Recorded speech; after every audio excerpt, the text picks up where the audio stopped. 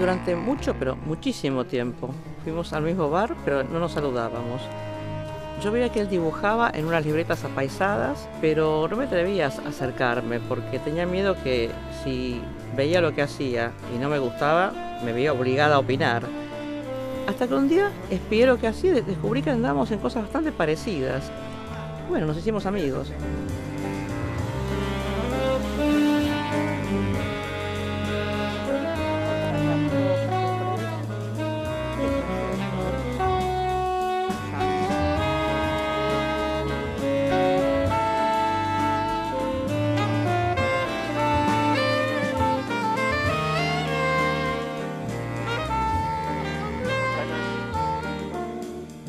Al principio pretendíamos que Bellas Artes nos prestara los originales, cosa que fue rechazada con gentileza. Como se trataba de la Patria Cuadros, almas solidarias nos hicieron reproducciones de los cuadros que queríamos comentar.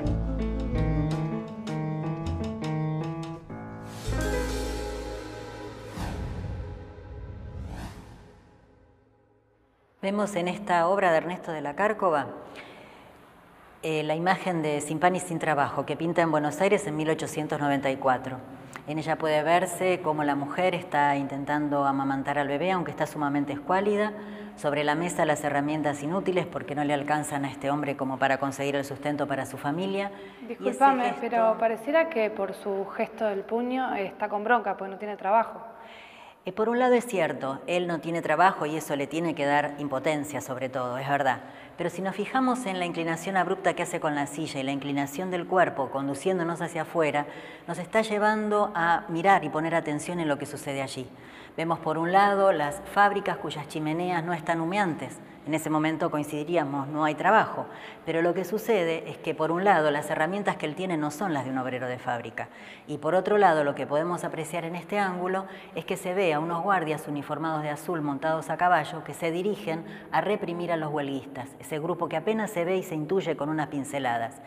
Desde ese lugar lo que es interesante es ver cómo empezó esta historia, cuando justamente un año antes, en 1893, en la etapa final de su estudio y preparación en Italia, él está en Roma y hace un pequeño boceto. En ese boceto están los mismos elementos que acabamos de marcar, salvo el hecho de que la cabeza de la mujer cubre este sector de la ventana. O sea que no estaba pensando en esa represión de la huelga cuando estaba en Roma. Y lo que sí se ve es que las chimeneas de un lado y del otro estaban humeantes, con lo cual en esa circunstancia lo que vos decís sí tendría como más única explicación el hecho de que él no tiene trabajo porque no está incluido dentro de ese sistema industrializado. Pero lo importante es tratar de entender por qué. Cuando él vuelve a Buenos Aires y empieza a pintar esta tela, decide hacer esta modificación, poner la represión de una huelga, cuando contemporáneamente en Buenos Aires no es algo que pudo haber visto ni tenía que ver con el contexto de ese momento. Lo interesante es que, a pesar de que él es un artista de familia, digamos, acaudalada y que no tiene, digamos, una cuestión económica de clase baja, lo que él está haciendo es tener empatía, como otros escritores que también lo hicieron, y él se va a afiliar al Centro Socialista Obrero, que 2 años después se convertirá en el Partido Socialista de Juan B. Justo. Ahora, fíjate la contradicción en el mensaje corporal, como diría una chica New Age, ¿no?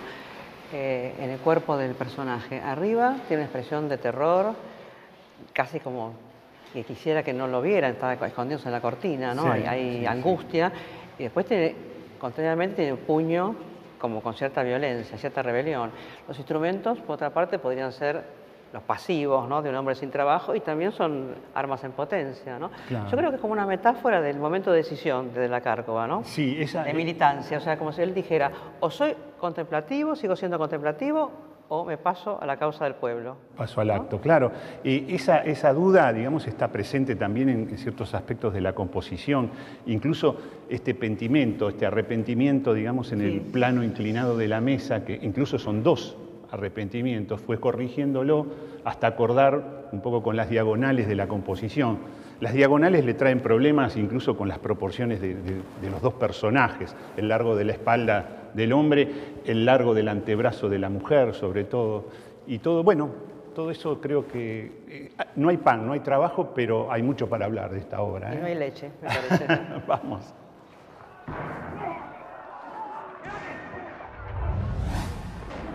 caballada, ¿no? Si hay quilombo. Canas, sí, sí.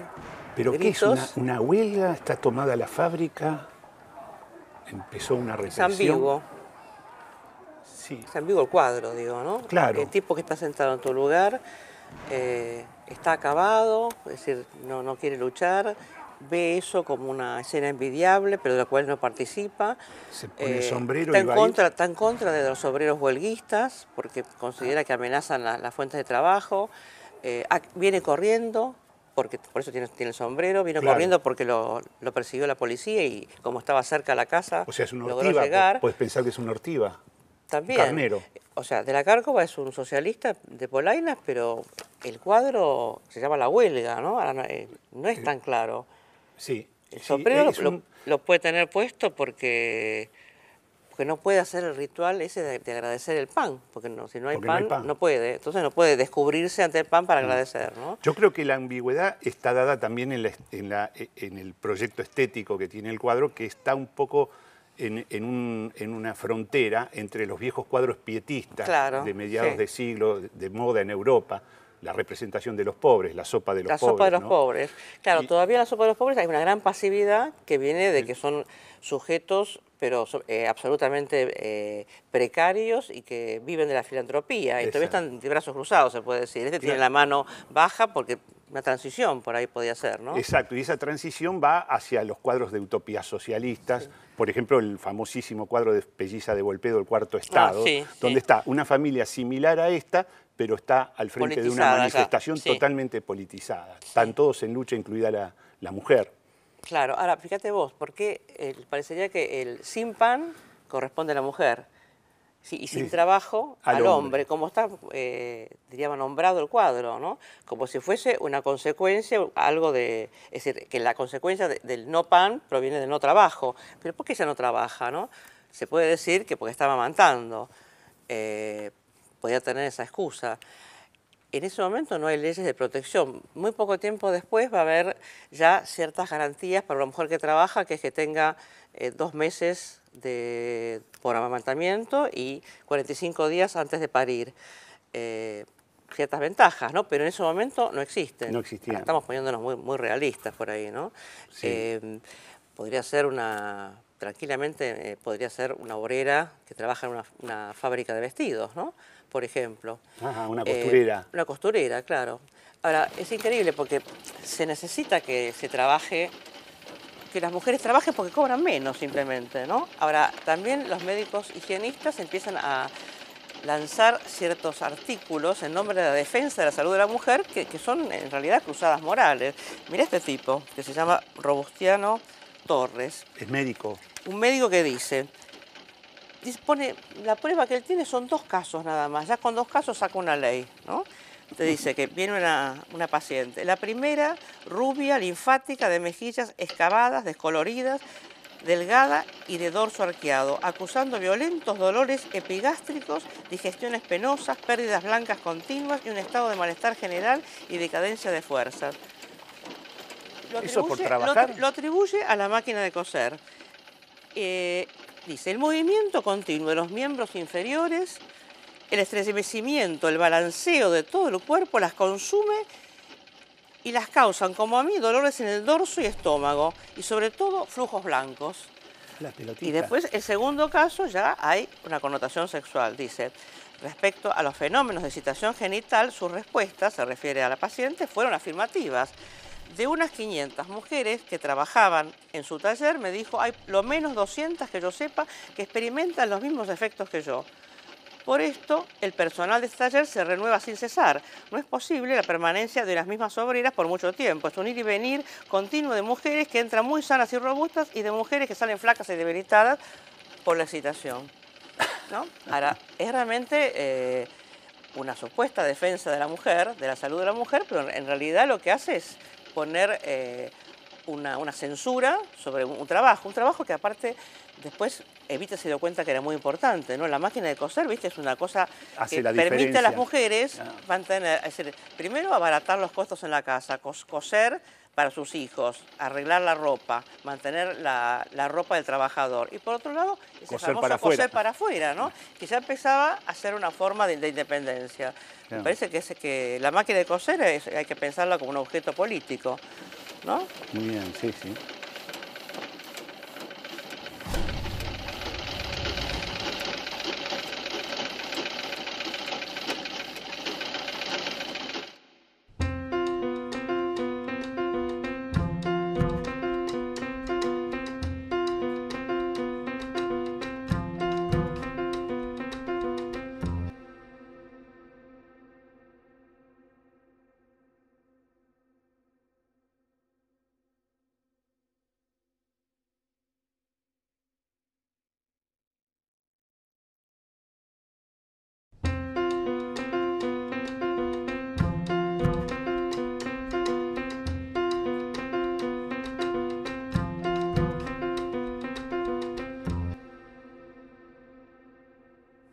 ¿Quién mira el cuadro? ¿Te acordás que acordamos antes en la Vuelta del Malón que podía ser una cautiva, otra cautiva, no la que se están llevando, ¿no? Ya Sarmiento tenía la idea de la nación como de un gran organismo enfermo que hay que sanearlo, ¿no? Eso aparece después en muchos textos posteriores. La sangre de gaucho, por ejemplo, ¿no? Claro. La idea era, primero, digamos, la idea de epidemia viene de las fronteras internas, ¿no? Por ejemplo, eso, el gaucho, el indio. Después se desplaza la idea de epidemia al puerto de Buenos Aires a través de la figura de la degeneración, de un personaje como este, ¿no? Un extranjero. Se descalificaba muchísimo la población nativa, ya sea por la raza como por la moral. Entonces había una gran esperanza en Europa. Ahora, claro, del puerto de Buenos Aires, por ahí no viene Víctor Hugo, ni siquiera Eugenio Sué, no ¿viste? podemos esperar que hacía eso. folletines. ¿Viste? Viene un personaje como este, que es un obrero, probablemente venga solo. Las primeras llegadas de inmigrantes fueron de hombres solos, muy poco calificados, que usan un instrumento como este, ¿no? Un picapedrero. Entonces, acá vemos ya en la escena de sin trabajo, hay una potencialidad criminal por ahí o de militancia. Entonces quien mira me parece es el Estado está alarmado ante ese sujeto, ¿no? Seguramente. Podría constituir algún enemigo de la nación en el futuro. Sí, por ahí un análisis de la composición del cuadro nos puede dar algunas pistas, ¿eh? En ese sentido. A ver, por ejemplo, el cuadro es un rectángulo armónico de otro tipo, no como el de la Vuelta del Malón, es más alargado, más apaisado, y ese formato es lo que le permite tener dos centros de atención que son determinantes. A partir de la determinación, como habíamos dicho, de la sección áurea, ¿no? La relación entre el lado menor y el lado mayor da el número Φ, 1618, que es la sección áurea. De esto podemos deducir lo siguiente. Hay una sección áurea que pasa justamente por la mirada del obrero. Y otra sección áurea que da justo en la mitad de la ventana, en el paisaje. O sea, está determinando, basculando el centro de atención entre lo que el obrero mirando y lo que mira el obrero. Eso en una primera instancia. En una segunda instancia hay una composición que en realidad es muy barroca. Esto está determinado por algunas luces que pone de la Cárcova para guiar un poco esta recta inclinada que se compone a su vez con esta otra que pasa otra vez por el ojo del obrero y por el torso del mismo, hasta terminar en la silla. Entonces acá tenemos una composición, esto lo podemos completar con esta dirección muy fuerte, y tenemos una típica composición barroca. Las composiciones que en realidad responden más que nada a la iconografía cristiana y más que nada también a la Sagrada Familia. Y aquí ya tenemos un dato para analizar. Me parece, yo descubrí un cuadro que, a ver, lo podemos proyectar aquí para verlo mejor. es este, mirá. El de arriba es un cuadro de León Lermite, pintado más o menos un año y medio antes que Sin Pan y Sin Trabajo. Él lo presentó en la Exposición Internacional de París. ¿Qué te parece? Ahí hay un personaje que es muy parecido. Si hubiera venido este personaje de aquel cuadro, ¿no? Se llama El Cristo en Emaús. Y el tema del cuadro, fíjate, incluso la posición de la mesa es muy importante en la composición. Y todavía, si vamos al boceto, que este boceto precisamente lo hizo en Italia, todavía se parece más. Sí. El personaje está directamente en el primer plano y la ventana está corrida. Y eso que sería la madre, en realidad se confunde un poco con la figura del Cristo, de Emaús. Entonces volvamos al cuadro y vemos ahí, fíjate qué giro sorprendente que hace de la Cárcova. Quita al Cristo, o sea, hace una versión laica de una Sagrada Familia, en cierto modo. Quita al Cristo de la ventana tiene el visillo corrido, en el cuadro del Ermite. No vemos afuera, solamente vemos el efecto de la luz. Al sacar al Cristo de la Cárcova incluso corre el visillo.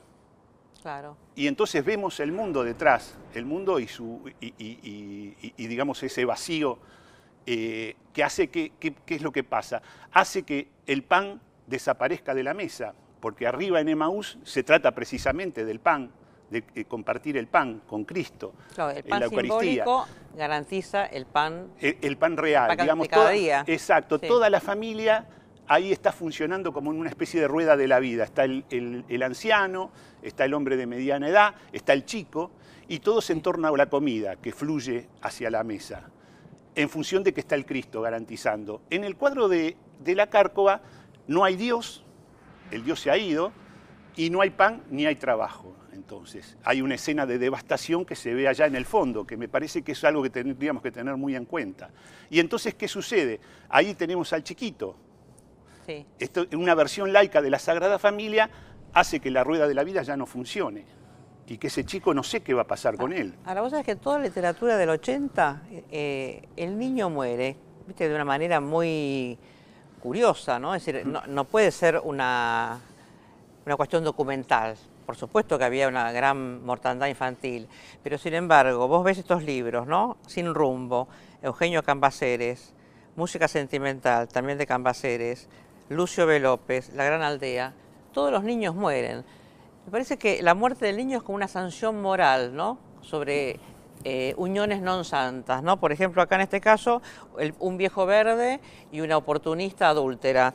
En Música sentimental, un señorito y una prostituta.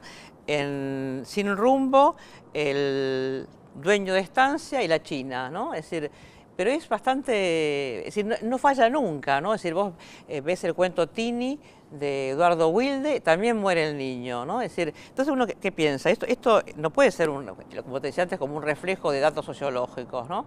Entonces acá hay un tipo que dice, Hugo Besetti, que habla de esta muerte del niño como, en realidad, como un fantasma, ¿no? Entonces dice, es el fantasma de alumbrar una nueva raza, propiamente de fabricar un hombre argentino a partir de la combinación de un cuerpo natural, metaforizado por la calidez y fecundidad de la pampa, y un ego fecundante propiamente europeo.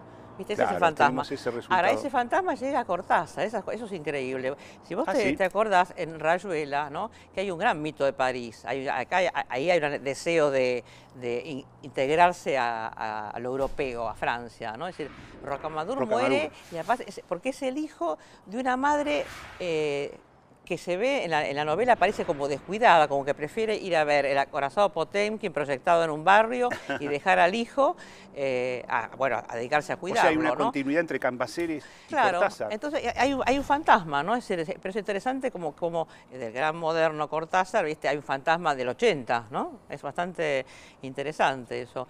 Ahora, el niño como lo pensamos ahora filosóficamente, no es como lo pensábamos entonces. En ese momento no existía el niño a cuidar, no tenía protección laboral. Los niños eran el 8% de los trabajadores. Es decir, nadie, hasta el 1907 no aparece ninguna ley que los proteja. Tampoco existe el magnífico niño del psicoanálisis, ni su majestad el bebé, que es el, claro, ¿viste? El rey del siglo XX, ¿no? O sea, niños resacralizados. Claro, entonces me parece que... Estoy pensando en el monumento. El canto al trabajo, ese que vimos razón. ahí el canto al trabajo. Ahí Paseo Colón, que hay niños esclavos directamente. Sí, muy sorprendente ese Vamos monumento. a verlos, porque me parece que era terrible, sí, mal lo recuerdo. Este monumento es de Rogelio Irurtia. Es un escultor, como tantos artistas, viajaban a París, a los lugares más connotados para estudiar con grandes maestros. Él estudió con Bourdelle y sobre todo en esta escultura se nota mucho la influencia de Rodin. Ahora, la idea es increíble porque el trabajo es fuerza bruta nada más. ¿Te das cuenta? Puede haber una metáfora de la agremiación en que la unión hace la fuerza, pero al mismo tiempo la idea de trabajo es solamente fuerza bruta. Es decir, no hay saberes. Por ejemplo, en Personajes sin pan y sin trabajo, el tipo es pecapedrero. No tiene trabajo, pero tiene un conocimiento, aunque sea, digamos, muy elemental, ¿no? Digamos, no es un obrero especializado. Los tipos están semidesnudos, ¿no? Hay una soledad de cada uno frente a la fuerza que le impone. A ver, mostrame los detalles. Esa piedra. Acá tenemos un conjunto de trabajadores, yo no diría, más bien serían esclavos, ¿no? Sí. Que están tirando de esa gigantesca piedra. La tienen amarrada y hay un primer conjunto, estos tres que están haciendo la operación del amarre, sí, de la lanza esa para comenzar a tirar. Pero al mismo tiempo ya están tirando, en el medio del conjunto ya están haciendo fuerza, se los nota. Y sobre todo, y acá aparece la cuestión, los que más fuerza hacen es ese conjunto de mujeres y de pronto, adelante de todo, hay tres chicos que son definitivamente los que más fuerza están haciendo de todos, ¿no? Entonces, ¿de qué se trata esto? ¿Por qué se llama canto al trabajo? Más bien podría ser canto al trabajo infantil esclavo, por ejemplo. Ahora, claro, el utopista Fourier, por ejemplo, ¿qué le dejaba hacer a los niños? Sacar la basura.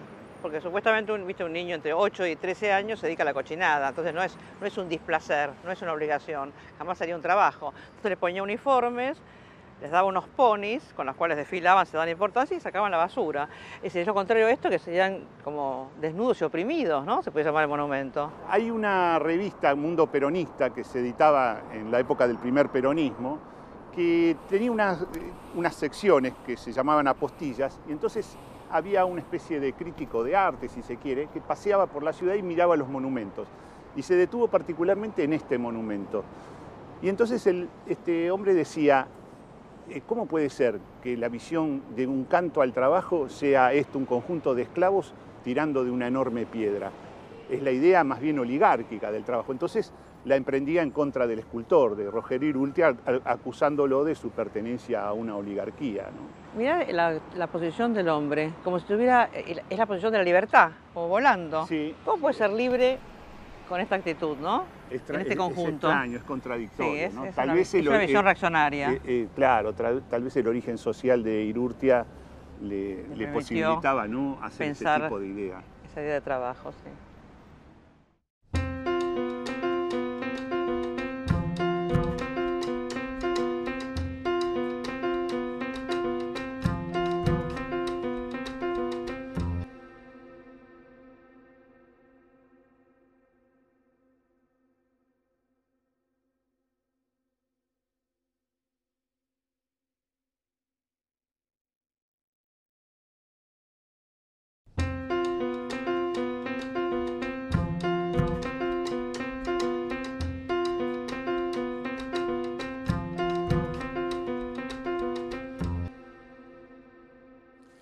Pensaba una cosa, María. El título del cuadro, Sin pan y sin trabajo. Yo me acordaba de las canciones esa famosa que cantábamos en la década del 70, que era de la Guerra Civil Española, que decía que los pobres coman pan y los ricos mierda, mierda. Digo, demasiado poco como promesa revolucionaria, ¿no? Sí, Es una metáfora desdichada. Mueren ¿no? miles. La del pan, sí. Y es para comer un mendrugo de pan, ¿no? Hay un socialista utópico, Fourier, que odiaba el pan, ¿no? El proyecto de él era el reino de armonía, donde todo el mundo se unía de acuerdo a sus gustos y sus manías, incluso las eróticas. La fábrica existía, pero solamente se encarecían los productos que eran feos de fabricar. A él le parecía que también fabricar el pan era horrible, desde sembrar el trigo, hacer la harina, todo le parecía horrible. Entonces el pan era carísimo. Pero él proponía un contrapan, algo no ascético, ¿no? Que era el azúcar que viene desde la leche materna.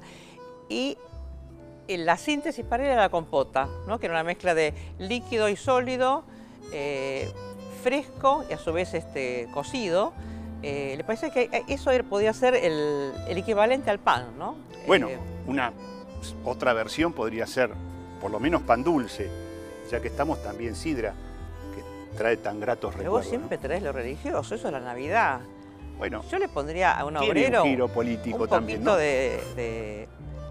O bien, ¿sabés qué? Factura también, ¿no? Porque la factura tiene un origen anarquista, porque Malatesta había dejado organizado el sindicato de reposteros, entonces por eso, viste que las facturas tienen esos nombres Sí, bastante anti-iglesia, ¿no? Que es bolas de fraile, suspiros de monja, vigilantes. La izquierda también después pasa a pensar un poquito más, diría un poco de placer, que es el fainá con el moscato, pero sigue siendo poco, ¿no? ¿Y la medialuna? La medialuna es divertido porque es de origen vienés. Es decir, en un momento Viena estaba cercada por los turcos y los reposteros vieneses, para joder a los turcos, inventaron una factura con forma de media luna que es un símbolo musulmán. Claro. Entonces mordían por arriba de los muros y los turcos abajo se ponían furiosos. Bramaban, claro. Sí. Ahora, yo pondría un poco de alcohol, porque el alcohol también tiene una historia política, ¿no? Bueno, lo la pedís, ginebra, lo tenés digo, acá, ¿no? mirá. La ginebra criolla, ¿no? Una Que buena puede ser una ginebra. llave, una bols.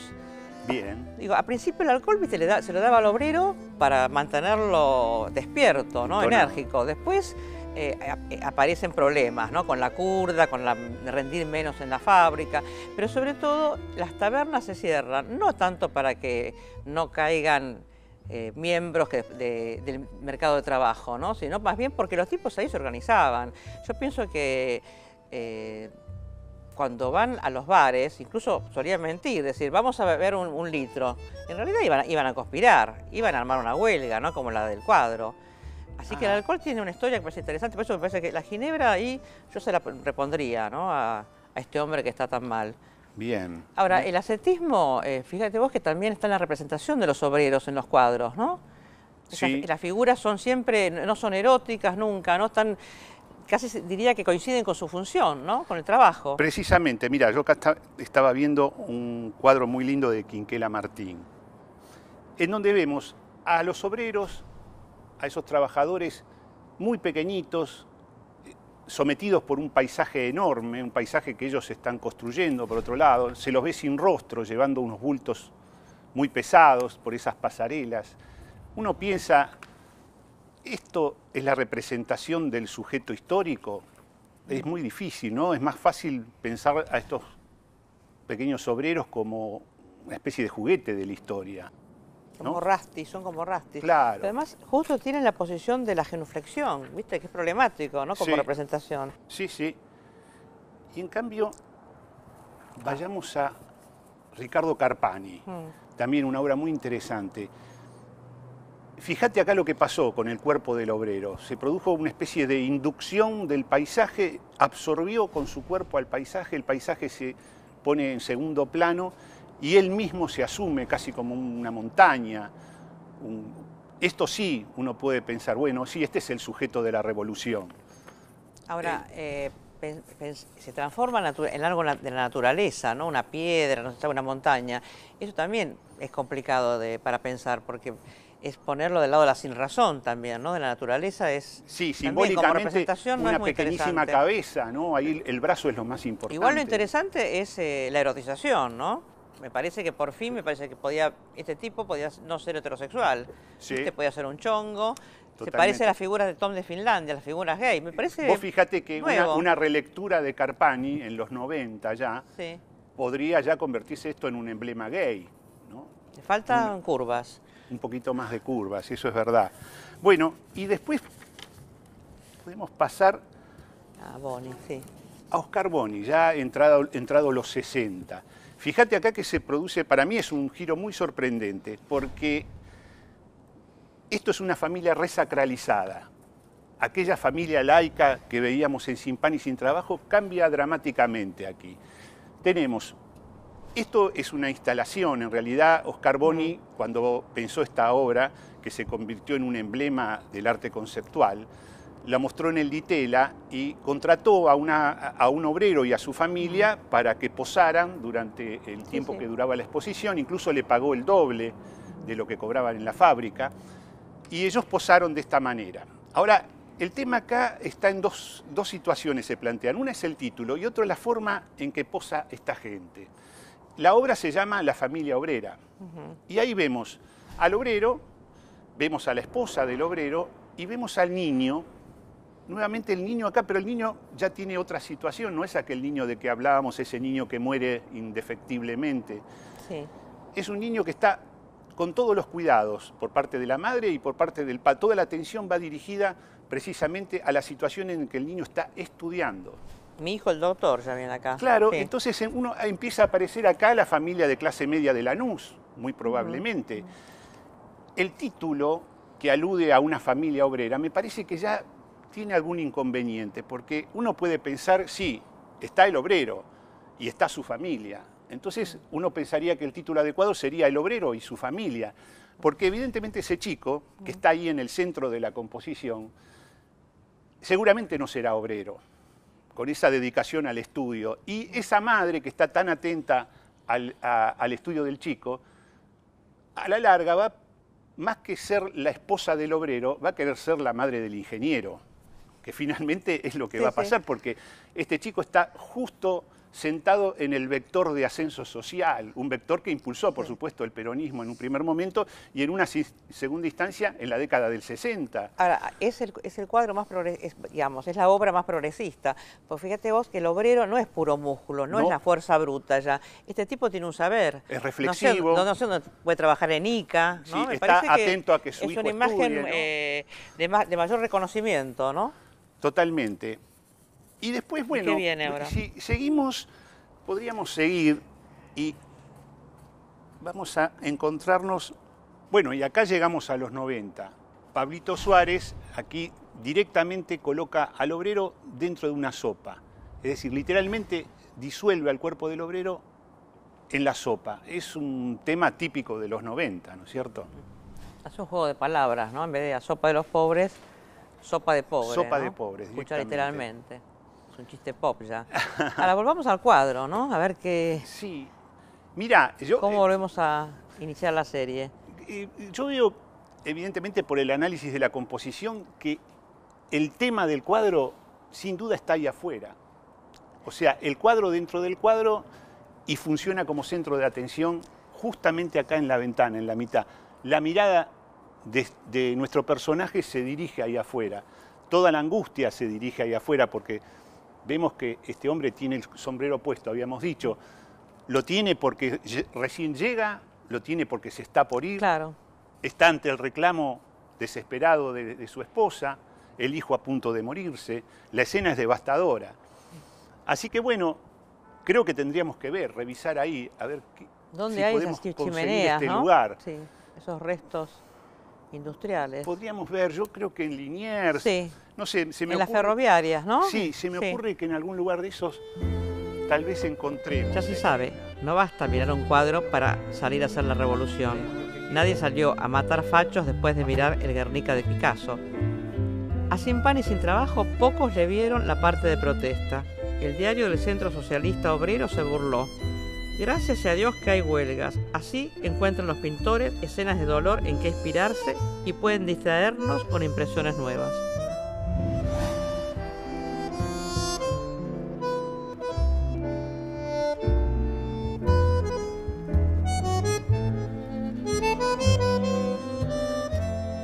¿Será por acá, la casita, cuando esto era todo campo? ¿Cómo pesa? ¿Qué se querrá Santoro? ¿Que porque soy feminista alguna vez trabajé cargando bultos en el puerto? Tenemos que buscar una chimenea y de ahí ponernos a pensar.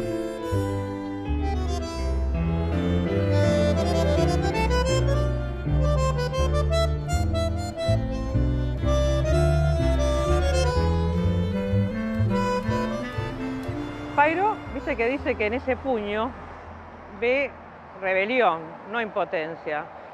Pero para la visión del Estado argentino, para las craniotecas positivistas, ese tipo es candidato al manicomio. O sea, seguro que con una situación así se pone a chupar, ginebra llave, ¿viste? Y termina en los pisos de las Mercedes, porque se asociaba alcoholismo, locura e inmigración. Ahora, en los pisos de las Mercedes, el tipo es un picapedrero por ahora, ¿no? Pero en los pisos de las Mercedes hay talleres, porque a los locos, es una gran fábrica de regeneración en los pisos. Entonces a los locos se les enseña a hacer sus propios instrumentos de represión, ¿viste? Hacen las duchas que les dan después duchas heladas, los chalecos de fuerza, todos los instrumentos, digamos, que se autoabastece como una fábrica el manicomio. Este tipo aprende carpintería por ahí, estamos haciendo ficción. Entonces la fábrica esta es una fábrica, no la que perdió, sino una que consiguió en 904, digamos, 10 años después consiguió laburo. Salió del manicomio y consiguió laburo, pero ya tiene un oficio, ¿no? Me parece. Está bien. Lo queremos salvar a... El bebé... ¿Qué pasó con el chico? El chico por ahí sobrevive. Sí, claro. Y si sobrevive, yo me imagino que 20 años después lo estaría pintando Quinquela en sus cuadros como esos hombrecitos que suben por las pasarelas de los barcos. Y ese por ahí es el destino del hijo del inmigrante, de este inmigrante. También puede ser anarquista. Si conocen un bar a un ácrata, viste que lo convierte por ahí, es tipógrafo, un poco de ascenso de clase podía haber, ¿no? Y ahí entonces lo agarraría Bernie. Claro. En la manifestación de Bernie podría estar como un hombre maduro ya, o como él ya con sus propios hijos, ¿no? El bebé ese que aparece en la manifestación. Claro, por ahí en 1921 tiene un hijo, que después, ¿a dónde lo podemos poner? Lo ponemos ya en el 17 de octubre, 24 años por ahí. Ya, claro, ya obrero un poco más grande. Metalúrgico. Un obrero metalúrgico con una conciencia de clase, ya bastante, ya es sujeto histórico, ¿no? Empieza a avanzar en el arte social argentino. ¿Y a dónde podría terminar eso? En un Carpani. Por ahí empieza a trabajar su cuerpo. Juanito Laguna, Juanito Laguna, ¿quién podría ser? ¿Qué daría? Pero ¿Nieto? Juanito Laguna sería el nieto de este chico, porque ya estamos en los 60 casi. En una versión edificante, ¿no? Si no podía terminar en el tipito de Suárez. ¿Te acordás que de ladrillo lo que le quedaba, viste, era una pared para trepar? Ahí tiene para trepar, ¿no? Ahí tiene para trepar el chico de Suárez, es cierto. Bueno, lo salvamos, ¿no? Por ahí. Está bien, dejémoslo así.